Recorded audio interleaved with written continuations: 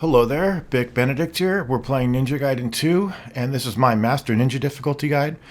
I've wanted to recover this game ever since I got an Xbox Series X. Incidentally, this is being played on the Series X, and it's been like 3 or 4 years since I got the console, and I just never really got back to this game, and I wanted to cover it because it is much more graphically enhanced on the Series X, and the frame rate is at a lock 60, I believe. I don't know if it's locked, but it's terrific. And the the channel has had a lot of Ninja Gaiden 2 content, and while I have no plans to remove any of that content, I just wanted to do a fresh walkthrough of this game with the enhanced version of this game, so it's in the finest quality possible,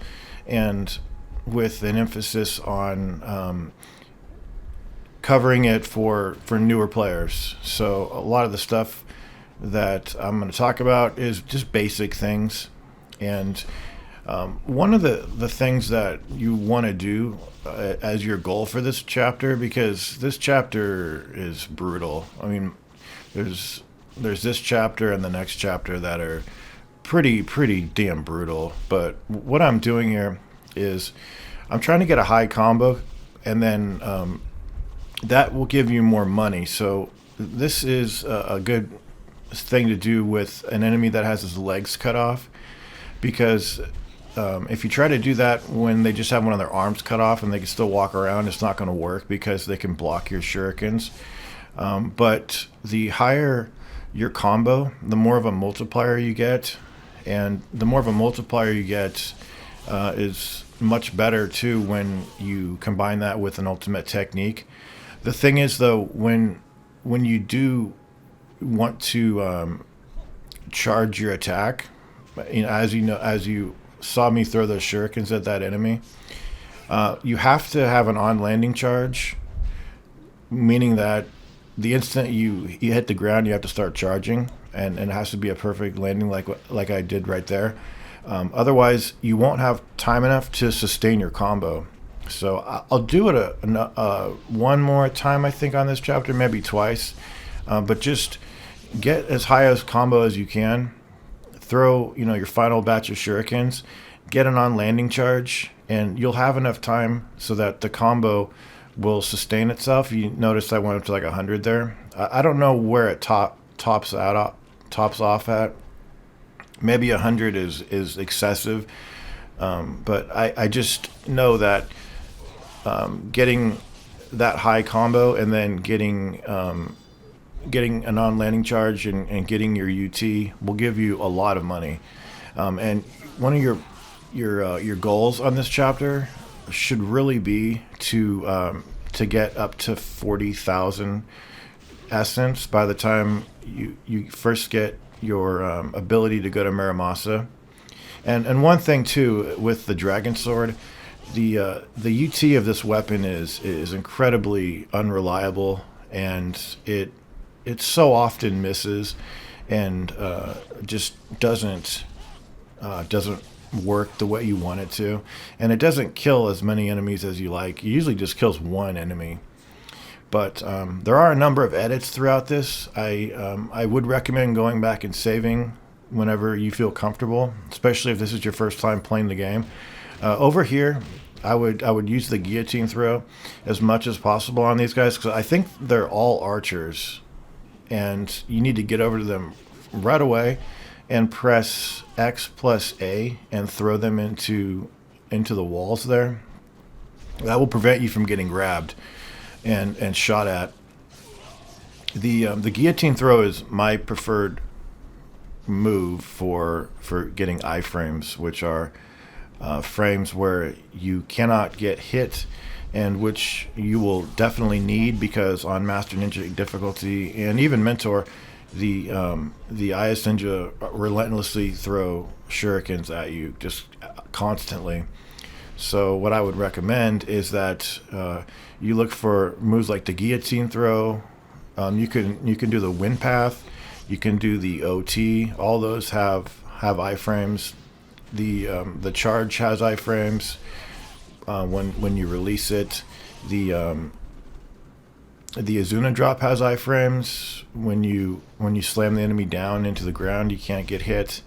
But the OTs are really what you're looking for. But we really are trying to get up to 40,000, and you can do that without having to exploit enemy AI, because I think there's two spots that I know of that enemies will spawn indefinitely, and every time there's a spot that's like that, I'll point that out. That's the wind path that I did right there. With the wind path, you don't just want to press A to move towards them and jump on them. What you want to do is you want to do the wind run into the wind path. So how that works is, while you're dodging, you press the X plus A button. I know it's the same input for the guillotine throw, but isn't it? Yeah, X and A. Let me see the controller. Oh, I think it's Y and B for that. Yeah, Y and B. If not, just look in the manual. But it's a auto targeting jump. So he'll jump towards the enemies, and your chance of getting connected with the enemy is better than just pressing the A button. So again, we have wind run into the wind path. It will just do the wind path for you. You don't have to press A. Just do the wind path, and then, or the wind run, excuse me, and then since it's an auto targeting move, it will just jump on the enemy automatically. But over here we have some pots that you can smash. I would take advantage of any time there's a pot or a vase or something that you can smash and expedite a charge, because this game is like the basis of this game is getting on landing charges. So here we go again. But he didn't have very much life, so I wasn't able to work on him and get some money off him. But that chest down there has some red essence, so remember that, and come back to that when you need it. Also, earlier, when the first door that we kicked down earlier, and that had that large group of ninja, the gray ninja, earlier in the chapter, it's right near the save point, just down the hall a little bit. There was a box that had blue essence as well. So there's a few enemies over here. I think there's 4 of them. And the reason we're doing so many charges is to get up to 40,000, and it's not that difficult. And there will be a discrepancy too with my enemy count at the end when you see the score sheet, because I did this entire chapter, and I beat the boss, and then I saved over my data, and then the Elgato software utility that I was using didn't record the fight, so I had to do the entire chapter over again. So when I redid the chapter, I wasn't going out of my way to carefully do UTs like this and things like that. I chose one of the spots where the enemy spawned and just got my essence back to where it was. So you don't need to grind for money, is what I'm trying to say, unless something like what happened to me happens to you, and you can just get really upset about it. In fact, I had to do this video. This is the 3rd time doing this video, in fact. And what happened was, I could talk about it in just a second here, but I was using the disc version of this game because I was before I was wanting to do the walkthrough, I was playing the missions, and if you have the disc version and you play offline, the missions they'll load faster. And I didn't realize that it has no having the disc version has no bearing on the speed at which the game loads for the main campaign. And I heard in a walkthrough from Digital Foundry that the loading is better in this game on the Xbox Series X, but I don't believe it at all, because you have to watch a death screen and then you have to watch a reloading of a title card, and it's just long and it's really unpleasant. The second you land on this platform over here, there's going to be a lot of IS Ninja. I would fight them over here. You can use the Inferno if you want to, but I would probably save it. And I didn't realize just how many of these there were down here, but I would highly recommend using the Guillotine Throw on these guys, because when you throw them into a wall, they'll get delimbed. The only thing about that is they're incendiaries. Do you see what happened right there? I thought the whole wave was done, and I released my charge, and then unbeknownst to me, there was like 4 more that came down. I didn't realize there was that many at all, but there is. But what I was saying, sorry, is that anytime you get near enough to a wall that you can throw an enemy into, you can find that their projectiles are getting stuck into the walls too and bouncing you, so you got to be careful about that. I also looked up the wind run. Sorry about that. It's A plus X. Should always do that into a wind path. And then when you're doing the flying swallow, you also want to do the wind run into the flying swallow, so that would be A plus X and then the Y button. Now this fight can be unspawned. Now in this game you can unspawn a lot of fights. I'm not going to be doing it in this walkthrough, but if you wanted to, you could flip up to this area, drop back down. Sometimes the mages will follow you, and you can get some good kills on them. I think they're worth 1080 a kill at base level, meaning that if you don't have any combo built up. But the ones that you can skip can be a blessing, because there are some archers coming up that if you want to spawn them and then just run back, save it, and then just despawn them, essentially, you can. There's one annoying fight at the end of the chapter that you cannot do that. And then there's also some archers at the beginning of the last wave of, the first wave, like last couple of enemies, some archers that they put there just to screw with you that you can't unspawn.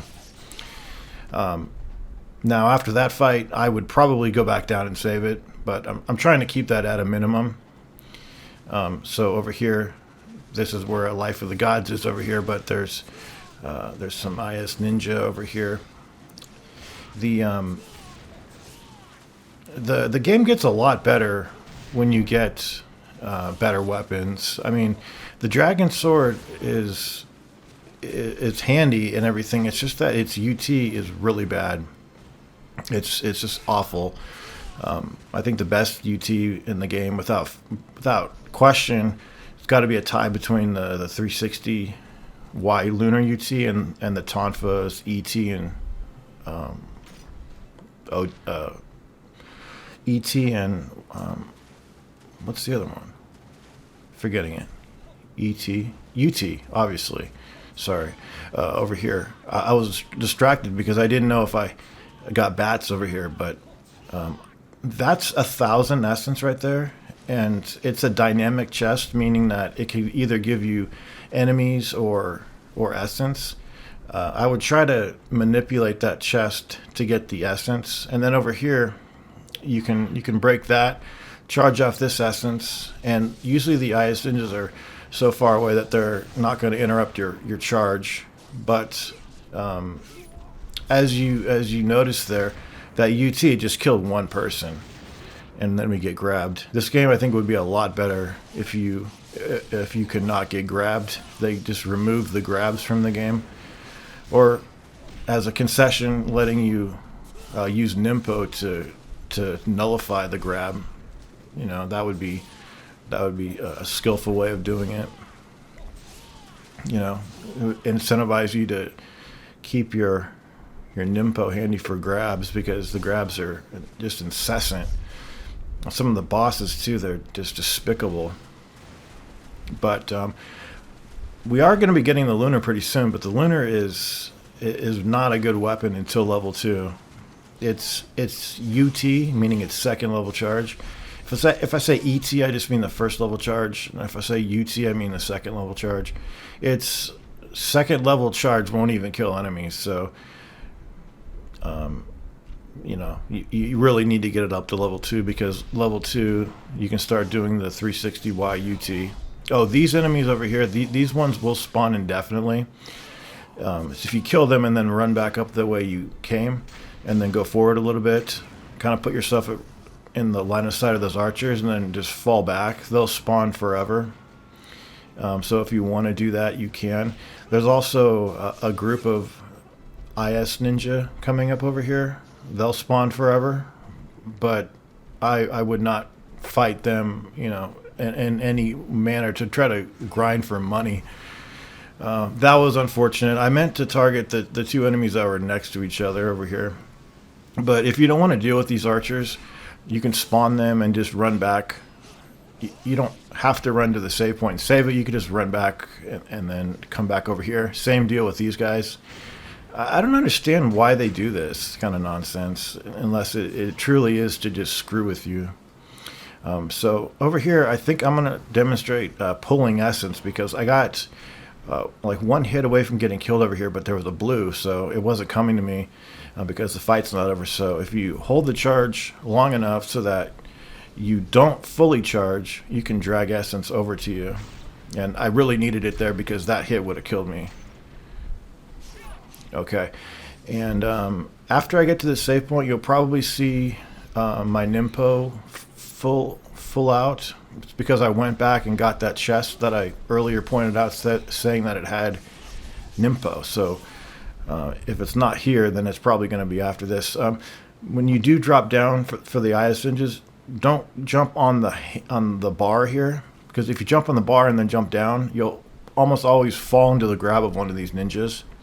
These guys down here. Now I got a lucky charge here because they usually hit you with the incendiaries quick, but yeah, it is weird. If you go on that handlebar, jump down, there's one IS ninja that spawns for some reason in that scenario.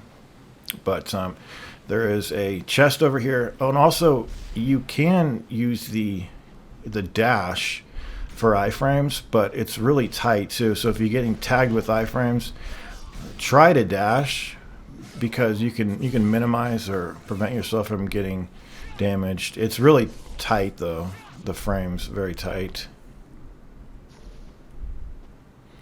Okay, so just one guy left back here. I'm not sure if we picked up the Life of the Gods. The Life of the Gods, they can be purchased, and I think they're pretty cheap too, so if you miss them, it's not the end of the world. But I think my essence at this point is probably somewhere around 25,000 to 30,000. So there's plenty of fights coming up, and we're going to be able to get those 2 upgrades. I don't use any items on this chapter, but if you're new to the game, feel free to use items. I just think it's more important to upgrade those 2 weapons, because you will have more money after to buy more items. Over here, there's a chest that I would recommend manipulating. It's got mutant bats, or 1,000, so you definitely want the 1,000. And over here, I tried to get a beheading on the mage, but this one didn't take, so just random if you behead him anyway. So I would recommend using the Nimpo on the mages. I think that missed, really unfortunate. The thing here to do is just not to get grabbed, obviously, but you just get locked into grabs in this fucking game. So don't worry about using Nimpo here, because there's a chest right coming up that will fill your Nimpo out. So just keep throwing these guys on the walls. I have done this fight one time, no damage, a long time ago, and it was probably the hardest thing that I've done on this chapter ever, but I would never want to do this game no damage because the loading times are just despicable, and it's an unfair game, too. It's just ridiculous. It's a fun game and all, but getting incendiaries thrown at you like that is BS. I'm fine with the damage for the most part.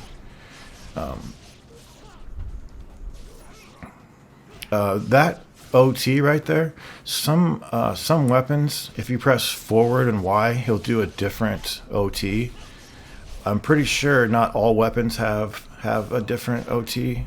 Have two UTs. I'm sorry, two different OTs, but if you want to, try to do that for variety's sake, or maybe one's more beneficial than the other as far as recovery or whatever. But here, see, we have to get it on landing when we're satisfied here, because you'll have just enough time that you won't get hit and just enough time that your combo won't expire. So that's why I said earlier that this game is all about on landings. And I won't put you through that again. But again, there's the forward Y OT. And then in here, you're going to get the Lunar. And I would not recommend using this save statue. I would use the save statue before this one. The reason for that is they're fairly close together. And if you have enough HP, you can deal with the next couple of fights and then go back and then save it at the statue and fill your health out that way. And don't forget, remember earlier in the chapter there was a box and it has blue essence. So I'm having nothing to do with these mages. I really hate them. I fear them, and they're horrible. But they're fair. I mean, their pop-up grab is not that fair. I don't think it's fast enough. But I'm just kidding, of course. But they're truly dangerous. And when they chant, they summon up a column of smoke. Fire. And it has a lingering amount of damage area to it, and you can really find yourself getting screwed up by it. Sometimes if you come out of an Azuna drop and land in that plume of fire, you think you've got iframes, but it's still got a hitbox that can hurt you. And here's the I'm not really sure why I'm using the Lunar right now. I shouldn't be. It's not very great at level 1. In fact, it's pretty trashy. But just keep wind pathing off enemies, stun them. Keep doing your charges. We can't do the 360 UT yet. We can't do the Azuna drop yet.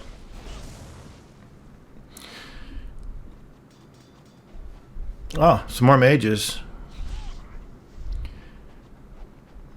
But in that room where the Lunar was, right to the left, there's a chest with red essence. And if you haven't got the chest earlier in the chapter, that also has red essence. And you can go all the way back to the beginning of the chapter at this point. It only closes off this first section when you drop down the well. That is right after Marimasa's shop. And if you keep these mages off of the screen, they will their aggro will decrease, and they generally won't come over to you unless maybe it's the last one of them. And you'll see that little pool on the ground, meaning that they're coming over to you. And you really have to be careful, because let go of your charge too soon and you whiff, let go of it too late and you get grabbed. So here's that essence that I mentioned.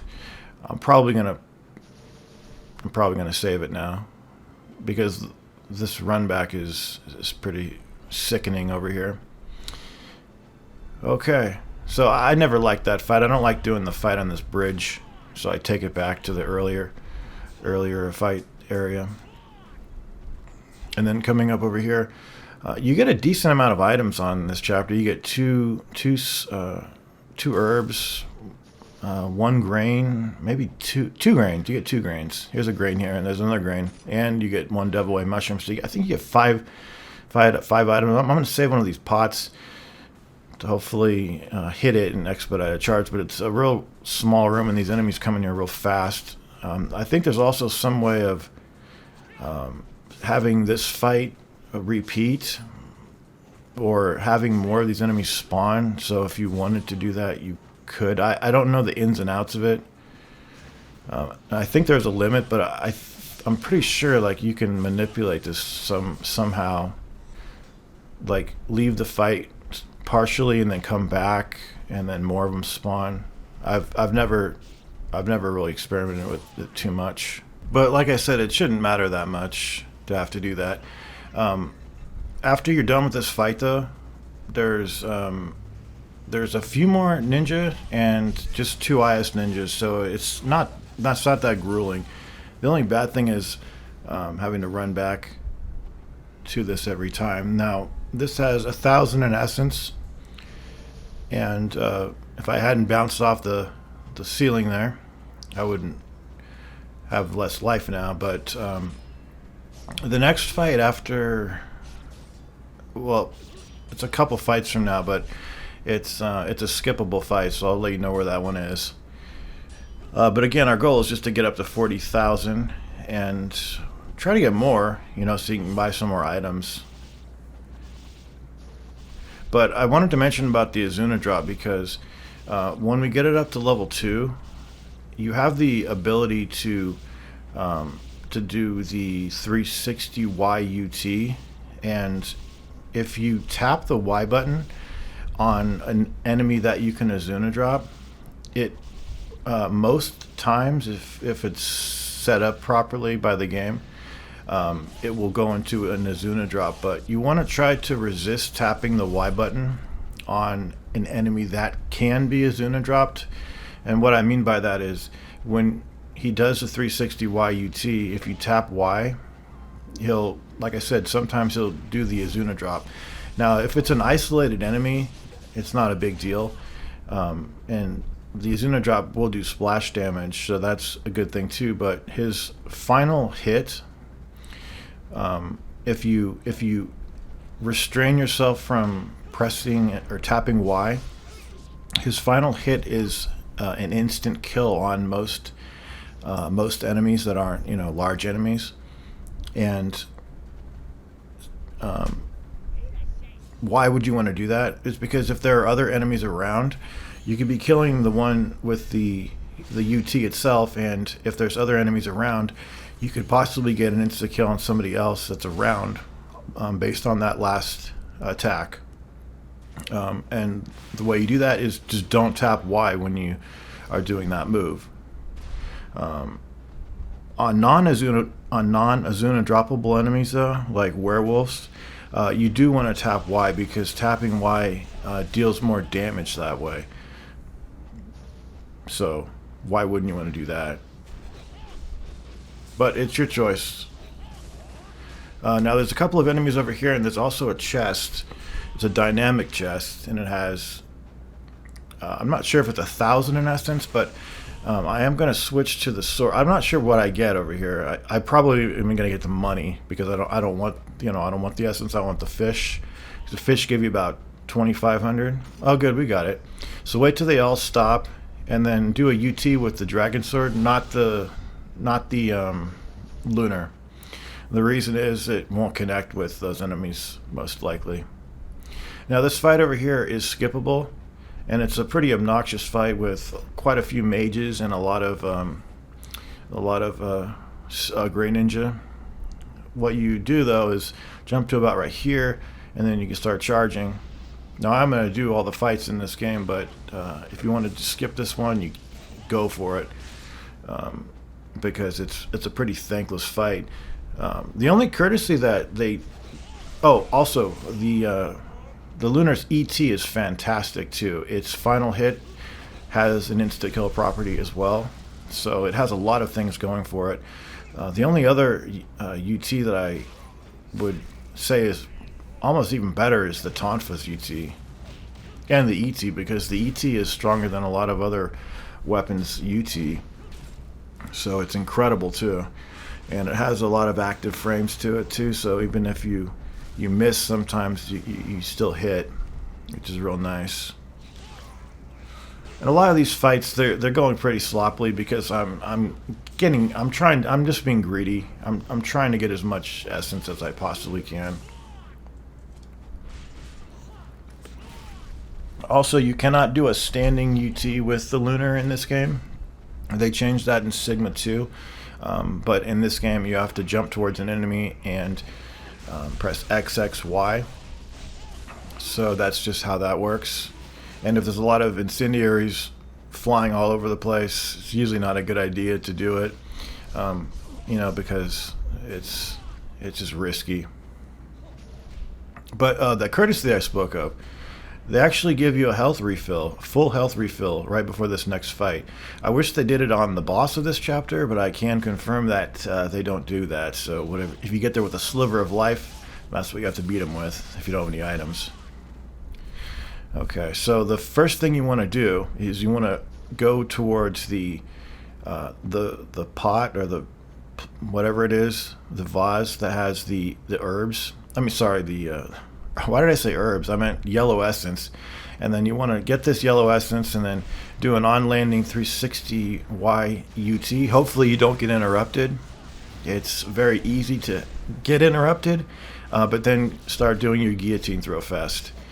You might even switch to the Dragon Sword. The Dragon Sword is really helpful though, because its Azuna drop is real easy to do, and it's just a quick way to kill enemies. And you're never going to get blue or red essence if you're doing OTs, so you'll need to do like things like Azuna drops to get blue essence. I'm not sure it's how. Anyway, oh sorry. Spawn this next fight, do the same thing. Your combo level, I'm not sure what your combo level, your number, how that pertains to any drops that you might get that are not yellow. So I just don't know the details about that.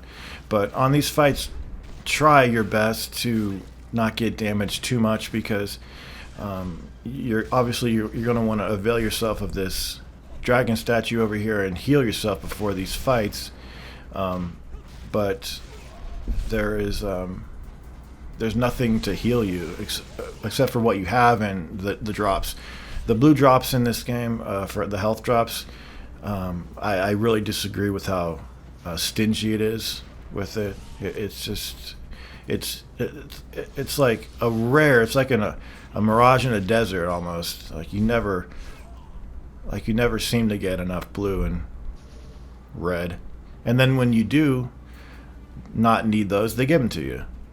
Really frustrating as well. So you can use those essence to try to charge. There's one more fight over here.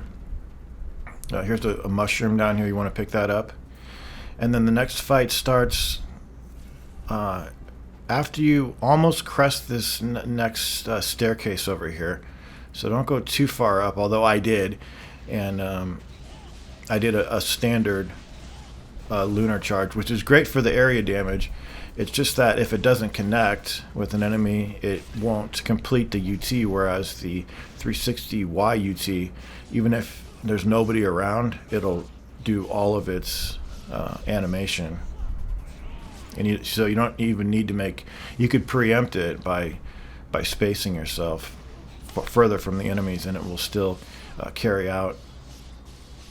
So we're not doing half bad over here. You know, we've got a respectable amount of health. The next fight though is kind of like an ambush, and if I could despawn this fight, I probably wouldn't do it for the walkthrough, but any other time, definitely I would, because it's in fact the next two fights. You can't despawn them. There we go. We got a mage, and there was nobody else around that I knew of, so I went into the Azuna drop. But even though you're doing an Azuna drop, since it's part of a UT, you're not going to get blue or red for it, but you probably knew that. Okay, now we just need to get the key card. It's right up here. And on this next fight, it's just, there's one archer who's deadly. You know, all the archers in this game are deadly, especially the ones, I don't know if any of them can be staggered with shurikens, which I really disagree with. You just can't break their stance. It's unfair. There might be some you can, but the ones that shoot the flaming arrows are really obnoxious. So I would save it right before this. And the fight starts after you take a few steps forward over here. But I didn't connect with anything. So you've just looks like, actually maybe there's a couple. No, I think there's just one archer. He'll be charging at you if you save him for last. You don't need to go kill him first, but you know, if he's causing you too many problems, I would.